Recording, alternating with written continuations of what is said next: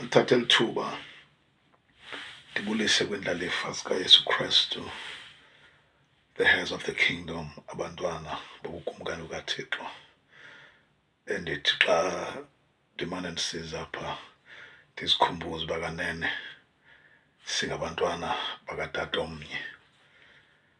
uThixo alisikelele nesahleli ukuba ndiphulaphule ezimfundiso zeziseko zobuKristu. Sizawuthandaza. Bawo wethu oyingcwele, siyabulela Thixo wethu ngeli xesha osipha lona ukuba Nkosi siphinde bawo ingcwele singene Thixo wethu othandekayo kwezi zifundo zanamhlanje. Bawo wethu namandla onke, siyakuzukisa bawo, siyakubulela Thixo wethu, silidishe moya ingcwele ezuba siqhubekeka nezimfundiso, ezuba abantwana bakho bencedakala, ezuba ibandla lakho lisakheka Nkosi, ezuba abantwana bakho bekhula Thixo wethu emoyeni, spiritual growth bawo Thixo wethu oyingcwele, eyona nto siyithandazelayo abantwana bakho bakhule emoyeni. Siyabulela egameni lenkosi uYesu Kristu, amen. Bantwana bakaThixo, the heirs of the kingdom, namhlanje ndiyafuna uphinda nditsho ndithi sikwiziseko, imfundiso zeziseko zobuKristu kwakhona. Siqhubeka namhlanje ngesifundo sokumisela ixesha lomthandazo. Ixesha lomthandazo eyona nto ibalulekileyo ukuthi endiqinisekileyo uba sifundisa iziseko sibe singafundisi ngendaba yoba umntu ufuneka athandazile, iziseko zethu aziyikumiliseleka kakuhle. Yiloo nto ke namhlanje ndifuna ukuthi sizawuqiniseka kwesi kakhulu nangaphezulu kokuqiniseka kwesi siseko uba wonke umntwana kaThixo ophulaphuleyo kule mfundiso, ozimisele ukukhula ebuKrestwini, ozimisele uba ngumntwana kaThixo, oya ephelela ukuba emkhonza uThixo, eziseko zibalulekile kakhulu. Sike sesinye zaso, ndiyambulela uThixo kakhulu. Sifundisa ngezinto apha uThixo aye wasibabala ngazo, le nto kuthiwa igrace.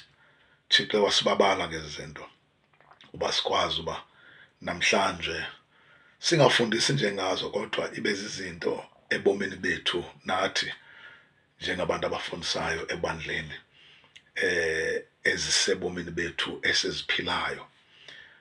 Xa ndinothetha ngale ndaba yomthandazo, indaba lena emoyeni kakhulu, ndingatsho ndithi indincedile ngendlela emangalisayo. Ndiyakhumbula nje xa ndiqala ukuba ndihamba nenkosi kulo nyaka, eyona nto eyamiliselisekayo ya-establisheka apha ebomini bam uba kanye le ndlela sihamba, azange siyihambe ngaphambili, so sidinga ozasinceda uba sikwazi ukuyihamba, sihamba kunye naye, silandela yena uYesu Kristu inkosi yethu. Namhlanje ke ndiyafuna ukutsho ukuthi sisaqinisa kwezi ziseko, ndiyimilisele kuni bazalwane ukuba ukwakhiwa komKristu uzizigaba ngezigaba. Kwakhiwa komKristu, it's from step to step. Usiya ukhula ungumKristu, zikhona isteps ofuneka ukhule ngazo. Uba kungenzeka impazamo ukuba ungakhuli ngezi steps, isakhiwo sisenongakwazi ukumelana nezimo ezithile eziye sidibane nazo. Umzekelo uYesu wathetha ngomzekelo wabakhi ababini ngenye imini esithi bakhile bobabini indlu, kodwa wehluka omnye kwindawo abakhe kuzo, kwehluka indawo abakhe kuzo ngoba besakha bobabini. Omnye wayakhela elwalweni indlu yakhe, omnye wayakhela esandini indlu yakhe. Njengabafundi beBhayibhile, xa ndithetha nani bafundi, ndinayo into ethi kubalulekile uba sibe ngabafundi abazikhangelelayo eBhayibhileni, siziyele eBhayibhileni, ngoba siyakhuthaza kwimfundiso esisifundisayo, siyakhuthaza ukuze abantwana bakaThixo bakwazi ukuba bakhule, siyakhuthaza abantwana bakaThixo bakwazi ukukhula. Le nto endiyithethayo yaba bakhi uYesu athethe ngabo phaa kuMateyu chapter 7 uzayifumana phaa. uYesu uthethile ngabantu ababini abakha indlu, bobabini kodwa indawo abakha kuyo ayifani. Bafundi, xa ndithetha ke ngendaba yomthandazo, kunzima ukucacisa ngokupheleleyo, kodwa yona indaba yomthandazo inzulu kakhulu. Endikhuthazayo kuthi njengoba sizawujongana nesi sifundo nje, so umilisela ixesha lomthandazo, which is establishing time for prayer, ixesha lokuthandaza, silimisele ukwenzela uba uThixo asincede sizokhula. Uqeqesho ke eli lanamhlanje lomisela ixesha lothandaza, injongo yolu qeqesho ekupheleni kwalo okanye kwesi sifundo esikuso, wena mfundi umele ukuba uqalise ukuba nesimbo, le nto kuthiwa yi-habit ngesilungu, isimbo esokuthi mihla yonke amaxesha okuthandaza nokunqula ube nawo, apho uyakuthi ufunde iBhayibhile, uthandaze, uzukise, ubhale namanqaku encwadini yamanqaku. Le nto ke sayithetha phaa kwezaa sifundo zingaphambili, ukubaluleka koba xa uthandaza iBhayibhile yakho ibe nawe, incwadi yakho ye-notes ibe nawe, ubhale. Kubalulekile ezinto zibe khona xa uthandaza, zintathu sendizibalile. Umthandazo ke yinto edibanisa wena noThixo kakhulu, unxulumana noThixo. Lixesha elimnandi kakhulu eli sithetha ngalo namhlanje, ngoba iba nguwe noThixo nithetha, wena ubhekisa kuye, uThixo ekumamele, noThixo abhekise kuwe. Yinjongo ke yolu qeqesho namhlanje uba masithi siphumela ekubeni uba siligqibe ukulifundisa, ube wena uqinisekile ungumfundi uba uzawuba nexesha lothandaza, ube nexesha lonqula, ube nexesha lofunda iBhayibhile, ube nexesha lobhala amanqaku. Kakhulu elo nqula lisifundisa uba uThixo ufanele ukuba abe nguThixo, lingaphosakali xa uthandaza elaa xesha, ngoba likukhumbuza uba uThixo unguThixo. Ngoba abantu bonke bayathandaza, mfundi, abantu bayathandaza, abantu nje bonke bayathandaza, kodwa kuyaxhomekeka uba ngubani luthandaza kuye, ngubani luthandaza, ngomphi lo Thixo uthandaza kuye. Ndiyathanda ke mfundi ukuthi xa sisakha wena kwesi step esi, sibalulekile kakhulu esi step, ngoba sesokuqala kwiziteps zokhula kwakho esi step esi sikuso ngoku. Uwazi uba usathandazile, usalifundile iBhayibhile namanqaku wathathile, kodwa kufuneka unqule umxelele uba ungubani kuwe uThixo. Umxelele uThixo, ufuna noba ezazi uThixo uba ungubani na, kodwa iyafuna nathi simxelele uba ungubani na. Ndiyayithanda ke le nto endiyifundisayo mfundi, ngoba ndiyayiphila le nto yothandaza kusasa. Le nto yothandaza kusasa ndiyayiphila le nto. UThixo undincedile kakhulu ukuba ekuhambeni kwam kunye naye ndiqiniseke uba phambi koba ndiqala imini ndiqala kuye kuqala, ndibhekise kuye uThixo. Phambi koba ndincokole nomnye umntu ndiqala kuye uThixo. Ndingatsho nje uba mfundi, ambalwa amaxesha andiwakhumbuli nowakhumbula khe ndawagqibela kudala ndisandawukholwa uba xa ndithetha ndiqale uthetha kunye nomntu. Ndiyacinga amaxesha ongakholwa lawo kum. Ixesha lokukholwa kwam nohamba noThixo ndiqinisekisa qho kusasa uba ndithetha noThixo kuqala.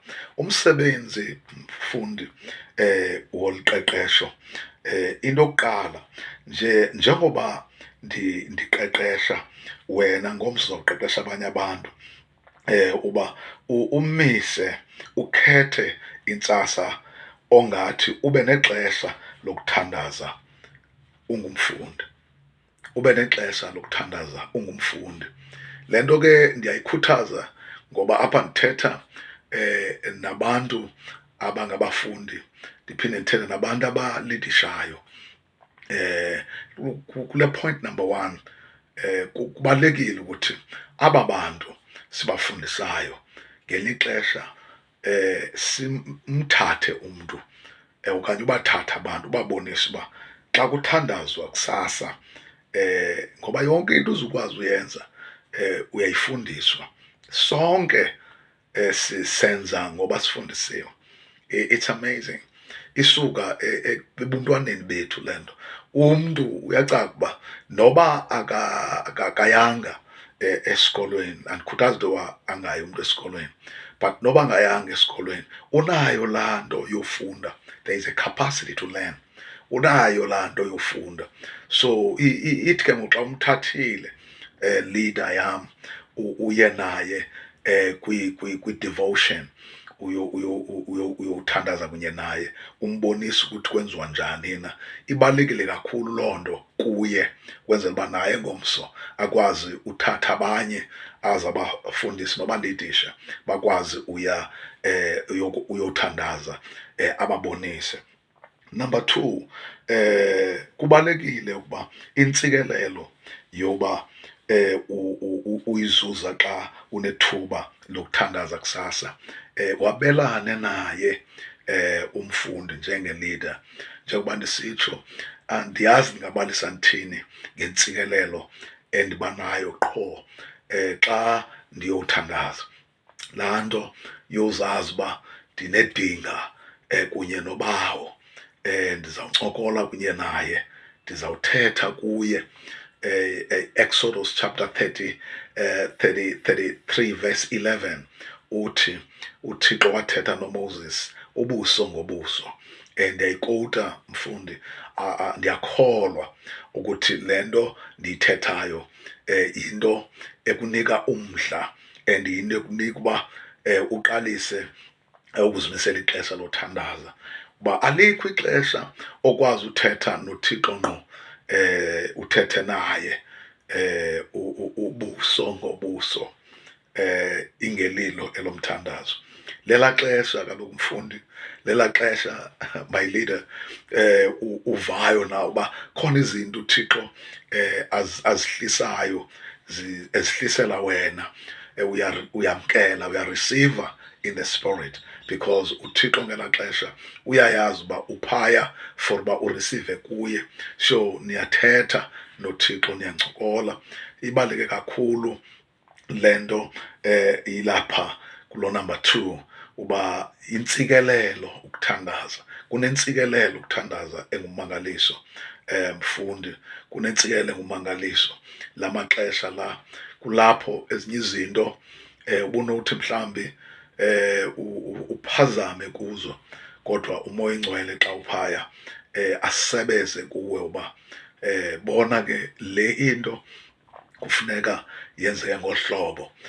Lento ke ibalekile kakhulu ngoba siyafunda noDavide xa besiya kulwa imfazwe babeqale babuze kuqala uba Thixo ndiyilwe nale mfazwe, kutsho uThixo uba ewe ungayilwa. Ziintsikelelo ke zomthandazo ezo, to inquire from God, ukubuza kuThixo. Mfundi, inintsi into onoyifumana kuThixo xa ubuza kuThixo. UThixo does not shy away from our questions. UThixo akayivaleli imibuzo esinayo. Uyayazi uThixo sinemibuzo, nawe mfundi unemibuzo, kodwa namhlanje njengoba ufunda ukuthi xa usiya kuThixo ngomthandazo uthetha kunye naye, ungambuza le mibuzo unayo. Ngiyabhiliva ukuthi sinemibuzo even nangoku ngeli xesha siphila kulo, kwezinto zenzekayo sinemibuzo, but intsikelelo yothandaza inintsi into oyifumanayo onakho uyisherisha ebantwini odibana nabo nabantu okhonza nabo.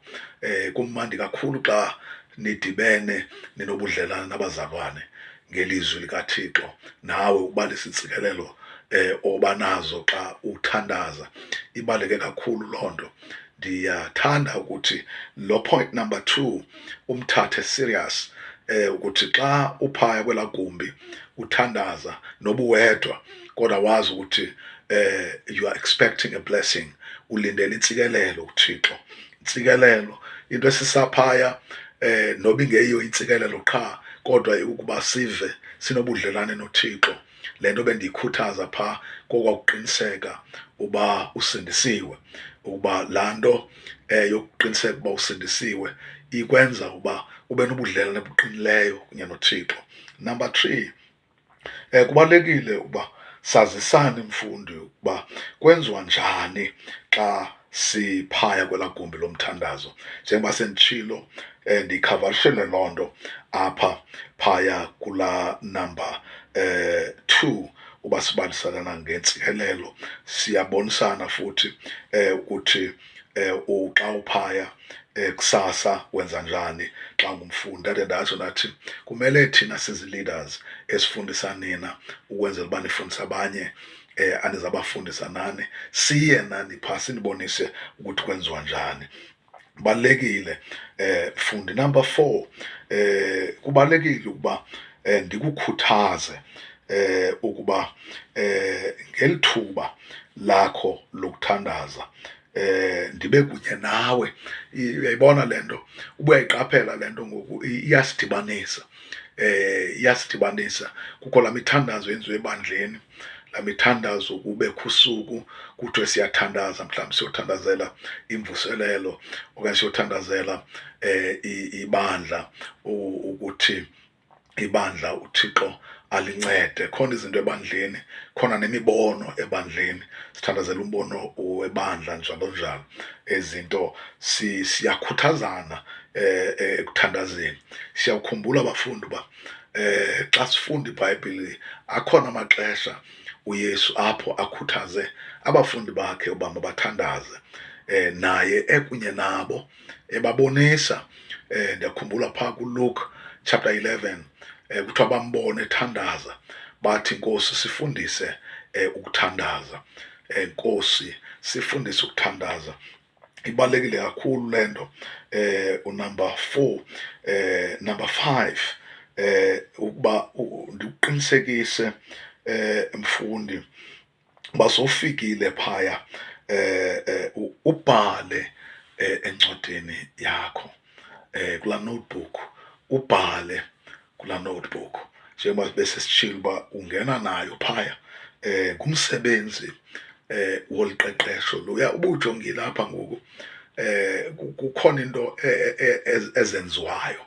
Uyabhala, uhlangana kunye nabanye abafundi niyathandaza, uyakhuthazwa uba mawubhale, uyakhuthazwa uba mawuthandaze, uyakhuthazwa noba ubalise ngentsikelelo oyiva xa uthandaza ngumsebenzi ke lona mfundi, uba xa sithi umsebenzi woqeqesho funeka uyazi uba zizinto ekuzawufuneka wena ungumfundi uzenze ezi.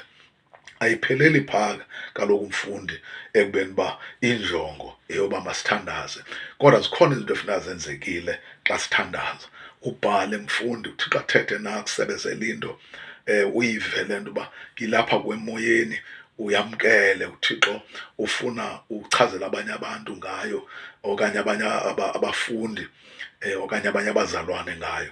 Balulekile ke mfundi uyibambe le ndawo yomsebenzi, uqeqeshwa uba ukwazi ukwenza umsebenzi, not lo xa uthandaza qha, ukwazi nokwenza umsebenzi kaThixo. Umsebenzi kaThixo mkhulu mfundi, uzawuyufunda njengoba ufundiswa ezinye izinto. Funda umxholo ke ngoku, umxholo wesi sifundo. Umxholo wesi sifundo lunxibelelwano lakho mfundi kunye noThixo. Yimfuno yakho le mfundi yobomi, uyayidinga into yonxulumano noThixo ebomini bakho. Umazi uThixo njengala Romans chapter 10 verse 9 and 10 uthi, ngokuba umvuma ngomlomo ukholwe ngenhliziyo ukuba uyinkosi uYesu usindiswe. Umxholo ke ngoba unxulumane noThixo, uchithe ixesha nomhlobo wakho omtsha uYesu. Ube mfundi ngelo xesha kube kubalulekile kakhulu ukuba nonxibelelwano ngaphezu kwendlela yokwenza. Mfundi, ukuba nonxibelelwano ngaphezu kwendlela yokwenza. Mfundi, andinawungena ekubeni uba indlela yokwenza.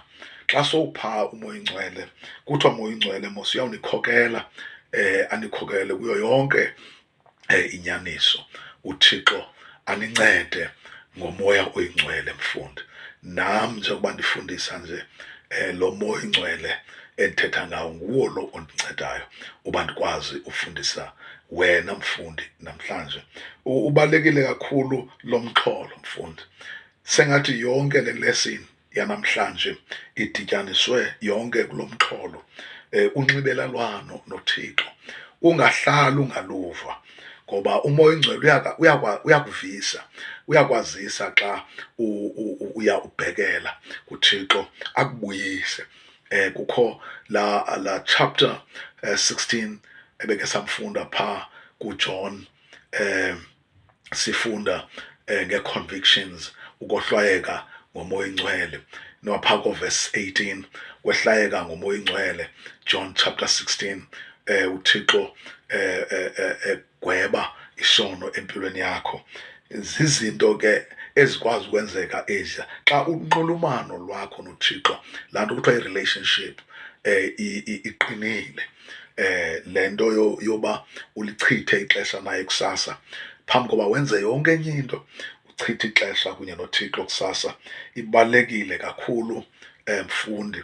Ndiyayigxininisa le nto uba siyibambe kakhulu kakhulu. Siyeyona nto esenza uba sikwazi ukuma sixhathise ebuKrestwini xa zifika izinto zingasiduduli siyokuwa, ngoba sibambelele ebudlelelaneni nasekunxulumananeni noThixo, into ezibaluleke kakhulu. Ukubulela kwexesha loba uthandaza imihla ngemihla, ukubaluleka kwale nto, ubulele, kubaluleka kwaloo nto mfundi, nokubaluleka kweli xesha lomthandazo. Libalulekile kakhulu eli xesha lomthandazo. Xa sizawuya ezizwini lenkosi eliphaa kwincwadi kaLuke chapter 4 verse 1 to 4, ndiyacela mfundi utyhile eBhayibhileni yakho nawe sifunde kunye. Luke chapter 4 verse 1 to 4. Amazwi afundeka ngolu hlobo, amazwi afundeka ngolu hlobo. Ke kaloku wathi uYesu ezele nguMoya Oyingcwele, wabuya eYordane, wesiwa ngumoya entlango, wantsuku 40 ehendwa ngumtyholi, akadla nto ngezonsuku. Zakuphela ke walamba. Verse 3, wathi umtyholi kuye, ukuba ngunyana kaThixo, yitsho kweli litye libe sisonka. Verse 4, uYesu wamphendula esithi, kubhaliwe kwathiwa, akungasonga sodwa uya kuphila umntu.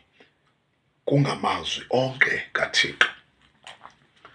Mfundi, eli lizwi esilifunda apha ngoku lilizwi endicinga uba ngaske libe lilizwi omane ulifunda liza kukhuthaza.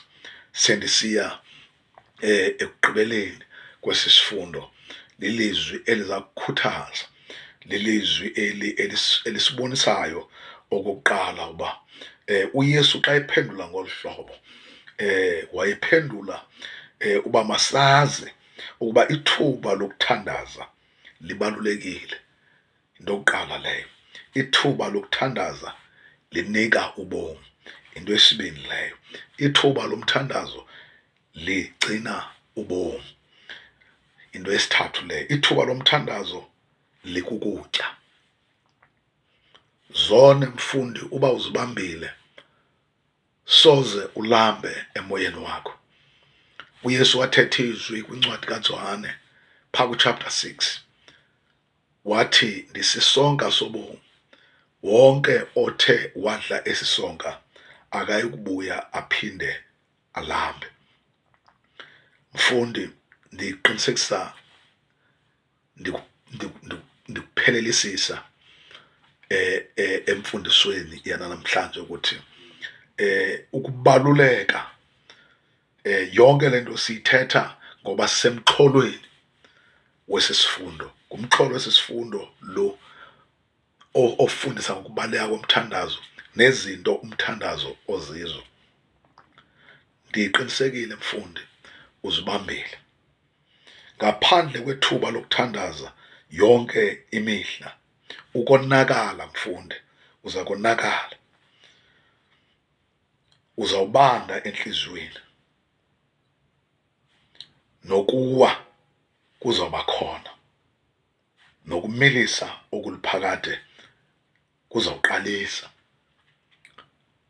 Bukakakholwa mfundi, wangumntu owenza izinto zasehlabathini, kodwa namhlanje ungumntwana kaThixo. Ukuzivimba amathuba okuthandaza kunganezi ziphumo zingekho zintle ndisandazithetha. Ukonakala, ukubanda enhliziyweni, nophinda kubuye kwezaa zinto bukade uzenza uphinde uzibhaqe sosenza zona. Xa ndisitsho mfundi, ndiyakukhuthaza ukuba ukuhlangana noThixo yonke imihla kunika ubomi, impilo, ingqibelelo nokugcinakala. Mfundi, ukuhlangana noThixo yonke imihla kunika ubomi, impilo, ingqibelelo nokugcinakala. Uzawugcinakala mfundi, ndiqinisekile. uThixo uza kunceda. Namhlanje sisathethe ngomxholo kwesi sifundo, sizawudlula kwixesha elizayo sithethe kwixesha elizayo ngenjongo. Sithetha ngomxholo. Umxholo ubalulekile kakhulu. Sithe emxholweni kubalulekile ukuba ube nexesha lokuthandaza imihla ngemihla. Kulo mxholo sithi mfundi kubalulekile ube nexesha lokuthandaza imihla ngemihla. Uba uliphosile elo xesha mfundi, uzawuba sengxakini emoyeni wakho, uzawuba sengxakini nasebuKrestwini bakho. Kuzawuba nzima uba ukhule emoyeni. Sengathi namhlanje emveni kwesi sifundo nala mazwi angaka siwafunde kuLuka chapter 4 verse 1 to 4, endicinga uba mfundi, njengoba ndisifundisa lesi sifundo nakuwe kuthi qatha mhlawumbe njengoba ufunda eBhayibhileni amazwi abalulekile mfundi uba uwongezelele kwezi nto sendizithethile malunga noba ukhule emthandazweni, ngoba ndithetha ngomthandazo, uThixo akusikelele.